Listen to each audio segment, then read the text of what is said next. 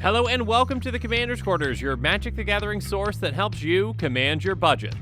This show and episodes like this one are possible thanks to viewers like you. If you're looking for an easy way to help support this show, make sure that you like, share, and subscribe. Also, hit that bell notification icon so you don't miss any new episodes. You can also go check out our playmats and other merchandise at thecommandersquarters.com. Another easy way to support this show is with our TCG player affiliate links. So whether you're buying a deck or individual cards, you can use this general link right here or one in the description. And the final way that you can support this show is by supporting us directly by becoming a patron. There are many benefits to being a patron, and I truly couldn't do this without all their support.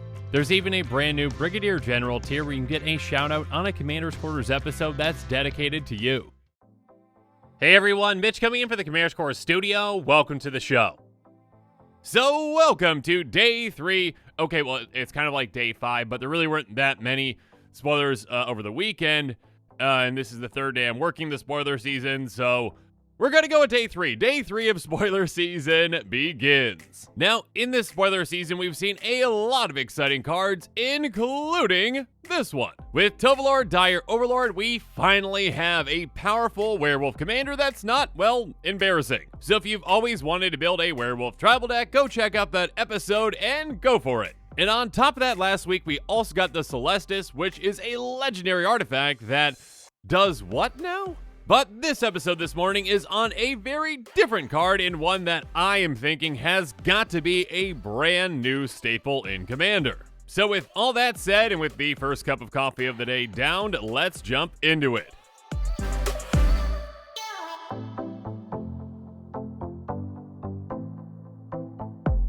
So, Augur of Autumn is a 2/3 human druid that costs 1 green, and it says, you may look at the top card of your library anytime. You may play lands from the top of your library. That already is a very powerful thing, and it's very reminiscent of a card that I'll bring up here in a bit, I promise. But the other half is Coven. As long as you control 3 or more creatures with different powers, you may cast creature spells from the top of your library. So yeah, that's a thing. Let's break this card down. The first part obviously is incredibly beneficial, just having that ability to look at the top card of your library at any time you know what you're going to be drawing into. And then being able to play lands off the top of your library is huge. First off, that is free card advantage, and it helps you get rid of dead cards off the top of your library. You might have a land in your hand, but why play it when you can play one off the top of your library if you've got one there? You're essentially getting rid of what is going to be a dead draw, and yeah, you can play that land in your hand later. So again, with this in play, the top of your library is kind of like an extension of your hand. Especially when you meet that Coven requirement, which isn't going to be all that hard for a lot of green decks. Because once you meet that requirement, now all of a sudden, you also get access to creature cards off the top of your library too. The amount of card advantage that this can provide you throughout the game is absolutely absurd. Again, especially when that Coven requirement is met. For certain decks, this is basically a green version of Future Sight, but on a creature. If the top of your library is a creature, cast it. Oh, wait, no, okay, now there's a land. Okay, let's play that. Oh, wait, another creature, let's cast that. Okay, another creature, cast that. And you see where this is going. Again, you can still hold on to a lot of the cards in your hand because you're basically just able to play things off the top of your library and get card advantage that way. And of course, there's ways to make this even more impactful, and a ton of commanders out there that can really utilize a card like this. But first, as I mentioned earlier, there of course are some similar cards that this might remind you of, so let's talk about those really quick.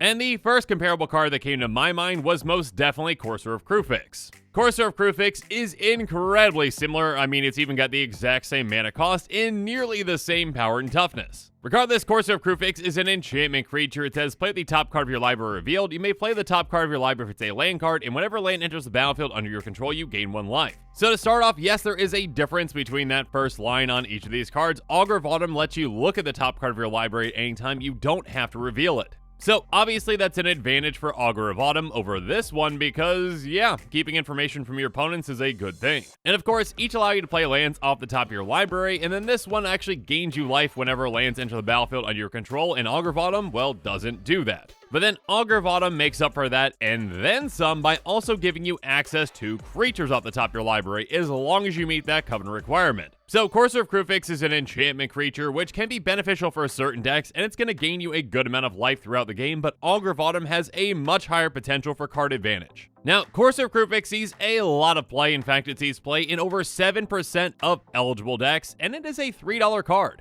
So while that's not extremely expensive, it's not all that budget either. In fact, I can't fit it into my budget decks. So yeah, in Commander, I think Augur of Autumn has the potential to see even more play, and also has the potential to be even more expensive, unfortunately. And speaking of more expensive, the other card that Augur of Autumn reminded me of is Vizier of the Menagerie. It's a 3/4 Naga Cleric that costs 3 and a green that says you may look at the top card of your library, you may cast the top card of your library if it's a creature card. You may also spend mana as though or mana of any type to cast creature spells. So outside of that last part, as long as you meet your covenant requirement, this does the exact same thing. Being able to play creatures off the top of your library can generate you a lot of card advantage, and it's a very powerful thing. So powerful, in fact, that this is currently an $8 card. Now, yes, this also helps you perfectly fix your mana for creature spells, which is very beneficial, but still, in comparison, this one actually costs 1 extra, which does make a difference for a lot of decks.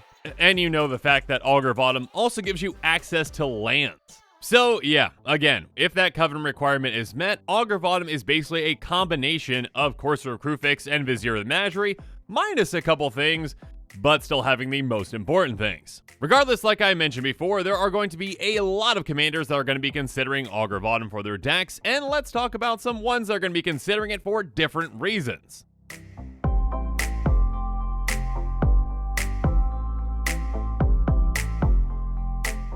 First up, let's talk about some commanders that really care about the top card of their library, and let's start off with Imreth the Lustrous. Imreth says, whenever another permanent enters the battlefield under your control, look at the top card of your library. If it shares a card type with that permanent, you may reveal that card and put it in your hand. Again, Augur of Autumn lets us know exactly what the top card of our library is. And again, for example, if there's a land on top, let's just play that land, and oh look, maybe the next card's a land too, and that's actually just going to go right into our hand thanks to Imreth. So instead of us basically just having 2 dead draws off the top of our library, we just got a land into play and 1 into our hand without having to do really anything. And another commander that really cares about what the top card of your library is Vivictus Asmati the Dire. It says, when it attacks for each player, choose target permanent that player controls. Those players sacrifice those permanents. Each player sacrifices a permanent this way, reveals the top card of their library, then puts that onto the battlefield if it's a permanent card. So yeah, again with Augur of Autumn, we know exactly what that card is going to be, and if it's a land, well, that's kind of like a dead draw for Vivictus Asmati, so let's just get that off the top, and then swing when we've got something a lot beefier on top. And then Hans Eriksson is somewhat similar. It's got a similar attack trigger that gets us a creature off the top of our library, but it actually has to fight Hans Eriksson, so again,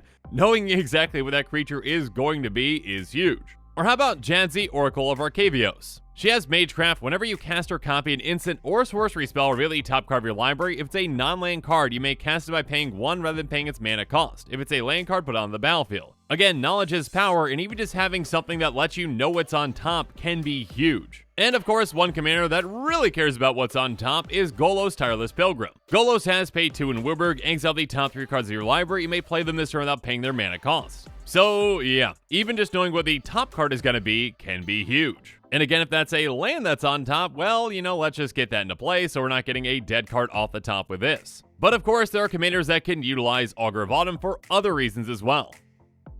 So of course, let's talk about some commanders that really care about lands like Mina and Den Wildborn. They have very simply, you may play initial land on each of your turns. So now with Augur of Autumn, instead of just getting 1 land off the top, well, we can get 2. So yeah, extra ramp is always a great thing, and of course in Gruul there are plenty of fantastic landfall triggers. And speaking of additional lands, of course I've got to bring up Azusa Lost But Seeking. She says very simply, you may play 2 additional lands on each of your turns. So yeah, being able to play lands off the top of your library is incredible, just going, hey, okay, land, perfect. I just got 3 lands into play and I didn't really do anything. Again, you're getting rid of dead draws with lands on the top and you're just getting them directly into play for a ton of card advantage and ramp. And speaking of ramp and card advantage, of course I've got to bring up Tatyova Benthic Druid. She has, whenever a land enters the battlefield under your control, you gain 1 life and draw a card. So first of all, if you've got something on the top of your library, maybe like an instant or a sorcery that you can't actually cast with Augur of Autumn, well, just play a land from your hand to draw that card, and then your Augur can actually give you access to other cards.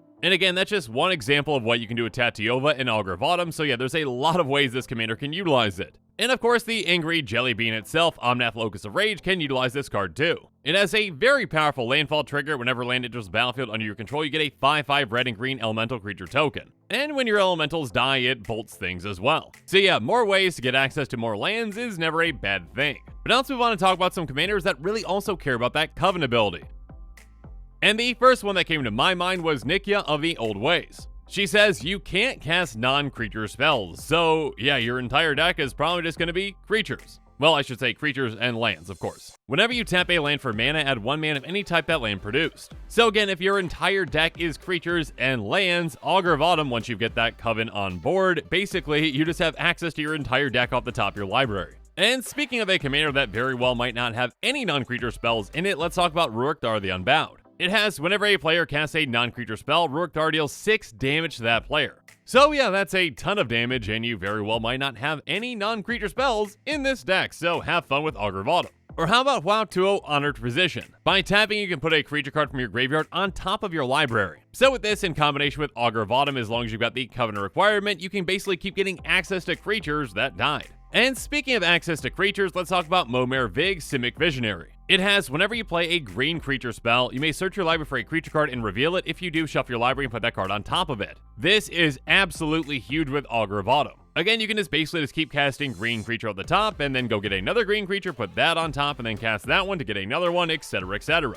And finally, keep in mind that Augur of Autumn is a druid, so yeah, set in Crow's Protector. It has tap and untap druid you control at green your mana pool, so yeah, things can get out of control with this in combination with Augur of Autumn. You can keep casting creature after creature after creature off the top of your library very easily in this deck.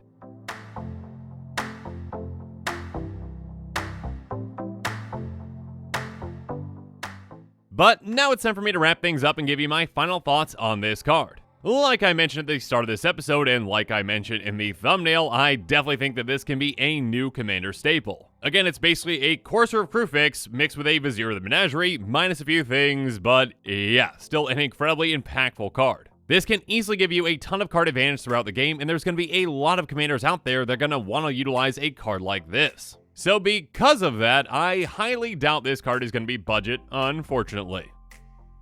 And with that, the show has come to a close, so it's my turn to hear from you, so make sure you comment below and let me know what your thoughts on this episode are, and as always, thanks again and have a good one.